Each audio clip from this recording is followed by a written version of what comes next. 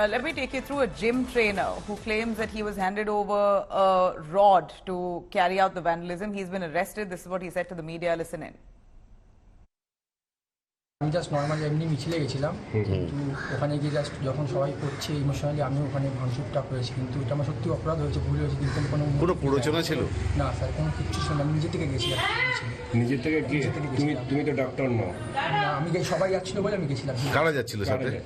সবাই যাচ্ছিল, আমার চেনার অনেক লোকজন কালকে মিছিলে গেছিল। মানে তুমি যাদের জিম করি সেখান থেকে অনেকজন গেছিল, দেখা হয়েছিল রাস্তায়। তোমার পরিচিত তারা অনেকেই জিম করে। তারা থাকে কোথায়? বাজারে, কেউ কুন্ডু বাগান, এরকম একটা ছেলে আমাকে হাতে দিচ্ছিল একটা। সেই ছেলেটিও আশেপাশে কোথাও থাকে? আমার সামনে দাঁড়িয়ে ছিল। পুলিশের বাধার সম্মুখীন হওনি?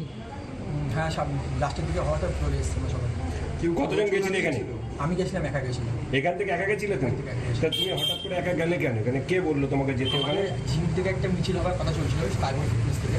ওখান থেকে আমি পরীক্ষালি থেকে যাচ্ছি। আমি পরীক্ষালি যাওয়ার খবর দিয়েছি না বলে আমি এখান থেকে গেছিলাম। দমদম থেকে কিন্তু চাকাল থেকে তখন মানে সবারই টার্গেট ছিল এদের আর্যিকর ভাঙার? না, সবার টার্গেট ছিল না স্যার। ওখানে ভাঙলে এরকম হচ্ছে তখন। তোমার সঙ্গে যারা ভাঙছিল তাদেরকে তুমি চেনো কাউকে? তারা সবাইকে মানে মুখ মোটামুটি চিনি, কিন্তু কোথায় থেকে জানি না।